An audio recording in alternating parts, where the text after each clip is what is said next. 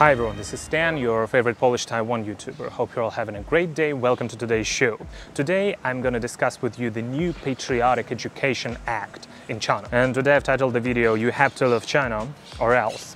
Have you been forced to love the CCP ever in your life? Why do I ask this question? Recently, the National People's Congress, or NPC, of the CCP land has drafted a proposal of the People's Republic of China Patriotic Education Law. And the Article 29 of the draft specified that radio stations, television stations, publishing units and others should innovate in propaganda and reporting methods through broadcasting, publishing excellent works with patriotic themes, writing columns, enhancing news coverage, releasing public service advertisements and other means to vividly tell patriotic stories and promote the spirit of patriotism. The religious community is also expected to highlight the spirit of patriotism in China. However, the most noteworthy provision of the draft is that the parents or other guardians of minors should integrate love for the motherland into family education, support and cooperate with schools in carrying out patriotic education and teaching activities, guide and encourage minors to participate in social activities related to patriotic education. And of course, the little pinkies, the CCP supporters, are eagerly and excitedly looking forward to this legislation, as it is a patriotic bill that can brainwash the Chinese people. There actually is a term that the people living in China call themselves, ironically. It's called leeks, meaning they grow fast and get harvested or used by the CCP easily. Currently, the bill is under the review in the CCP's National People's Congress.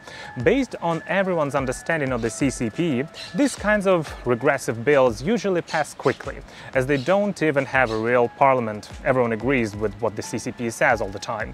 It is believed that the little pinky supporters will be thrilled by the new law. After the bill is passed, it is suggested that they hang red banners and celebrate vigorously outside their homes and shops, throwing parties to commemorate the establishment of the Patriotic Education Law. After all, everyone is well aware that this kind of patriotism propaganda is basically paving the way to a cultural revolution 2.0. If you don't celebrate the Patriotic Education Law in today's China, it means you are not patriotic enough. Even your neighbors will remember whether or not you supported the passage of the law from the bottom of your heart.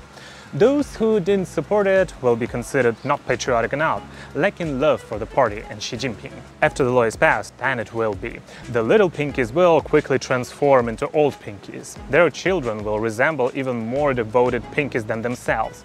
They will be required to report any sightings of their parents wearing Western suits, eating Western food, using iPhones, watching Japanese anime or playing basketball, because these are not parts of Chinese culture. If you have an affinity for these foreign things, it means you are not patriotic enough. From childhood to old age, everyone must establish a political, legal filter in their minds to mutually monitor each other's level of patriotism. And in order to avoid being seen as unpatriotic rebels, people will compete with each other to be even more patriotic than those around them. This is the only way to ensure they won't be labeled as traitors. In their logic, it is better to persecute 100 people than to let even a single person go. So, this is just the beginning, and all that I can say is the little pinkies have no one to ask for help. That's why I wish them the best of luck. Only the most patriotic supporter of Xi Jinping will survive.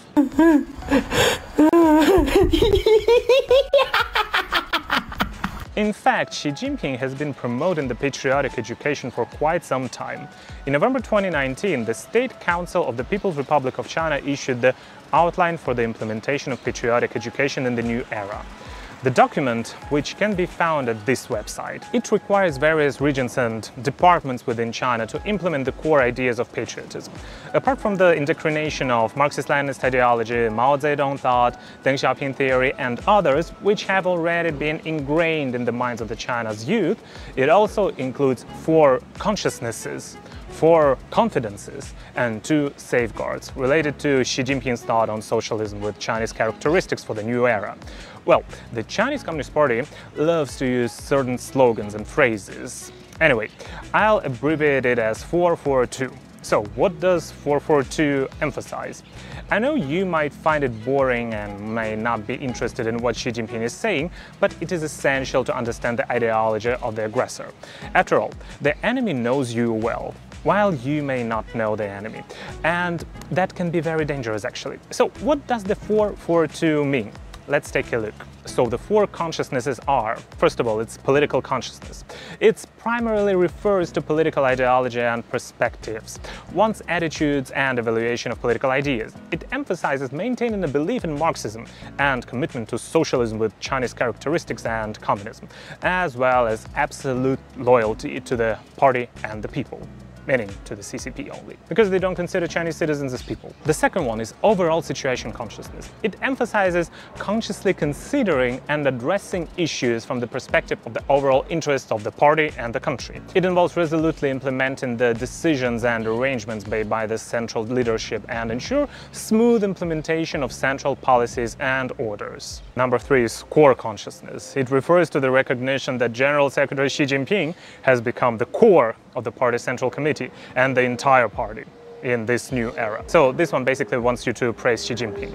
Number 4 is alignment consciousness. It means that you have to steadfastly and consciously maintain a high degree of consistency in thoughts, policies and actions with the party's central committee, with Comrade Xi Jinping at its core. So basically everything is related to Xi Jinping. Now let's talk about what the 4 confidences are. The first 3 confidences were to be confident in our chosen path, confident in our guiding theories, and confident in our political system, proposed by Hu Jintao in his report to the 18th National Congress of the Chinese Communist Party in November 2012.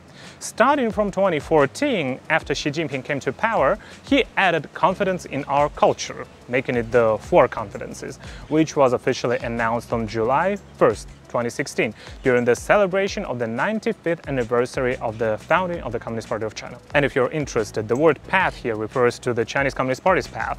The theories encompass socialism with Chinese characteristics, the system refers to the Communist Party's system, and the culture refers to the Communist Party's culture. In fact, Xi Jinping has also mentioned confidence in history. Yeah, the CCP likes to appropriate the Chinese culture and say that the Chinese culture is the CCP culture and basically the same thing. This is how they ensure their control over everyone. And the 2 safeguards are a slogan put forward during the period of Xi Jinping's leadership as the General Secretary of the Communist Party of China. It refers to safeguarding the core position of Xi Jinping in the party central committee and the entire party, as well as safeguarding the authority and centralized unified leadership of the party central committee. So again, everything is related to Xi Jinping. The main point of all the aforementioned gibberish can be summarized as establish, align and safeguard Xi Jinping's core position in the party central committee. Alrighty, now that we all understand what the 442 Patriotic Education Law is about, it's essentially brainwashing the people to believe that Xi Jinping, the naked king, is the great core of the Chinese Communist Party and that China's fantastic. Yeah. That's what they like to say, how great is China. He is employing a dual strategy. On the one hand, he emphasizes patriotic education to control the people, while on the other hand, he wants to make China a police state, to target those who don't want to be controlled. For example, they use the vague charges like provocation and disturbance, which have no clear standards or boundaries, to control the general population. If the party says you're guilty, then you're guilty. If the party deems you unpatriotic, then you're unpatriotic. How to define patriotism is solely at party's discretion. For instance, if you jokingly use the phrase "good work, able to win battles" on a pat instead of the People's Liberation Army, it is considered insulting China and deemed unpatriotic. Criticizing flaws of the national system, the corruption of the CCP, or the misconduct of the military could also lead to being labeled as not being patriotic enough. This is the ideology that the CCP wants to corrupt the minds of the younger generation in China. An internal mechanism of self-censorship and basically a foundation for the Cultural Revolution 2.0. Educating a new generation of Red Guards only requires them to monitor and self-censor each other. Even if the economy is bad and the people are starving, it doesn't matter. They must remain unwaveringly patriotic. Whether the country progresses or regresses, little pinkies must shout, "Long live the motherland, long live Xi Jinping," at the top of their lungs. Patriotism is Xi Jinping's superpower that will force everyone into submission. Furthermore, what I find particularly terrifying about this patriotic education law is that the CCP dares to include their claims over sovereign and independent country of Taiwan into their propaganda. According to the draft published by the CCP's official media, Article 22 of the draft states, enhance the recognition of compatriots from the Hong Kong Special Administrative Region, Macau Special Administrative Region, and Taiwan compatriots towards the country and Chinese traditional culture. Do you guys remember Lu Shaye, the former CCP diplomat who has recently resigned from his position in France, openly stated that after the reunification of both sides of the Taiwan Straits, there will be re-education for the people of Taiwan. This is the first step the CCP is taking after invading and occupying Taiwan. In reality, they have long been trying to erode the self-identity of Taiwanese people through various forms of propaganda, including social media. We often hear the pro-CCP key opinion leaders or some people in Taiwan saying that the propaganda videos on TikTok are just exercising freedom of speech and that they're merely expressing their own views. However, in reality, they have explicitly announced their intention to conduct patriotic education for the Taiwanese people in major state-run media outlets.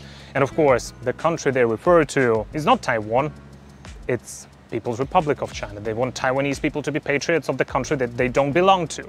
Therefore, I believe this once again demonstrates that the CCP's aggression towards Taiwan is already underway, and they do not even attempt to hide it. It further exposes those who support and collaborate with the CCP's disguised aggression as deceiving the ordinary people in Taiwan who may not be familiar with or have not taken the time to understand the CCP's true nature. So, stay vigilant and don't believe in the CCP's propaganda. Thank you for watching. If you like the video, please press like, subscribe and share. This is Stan. I see you in the next one. Bye bye!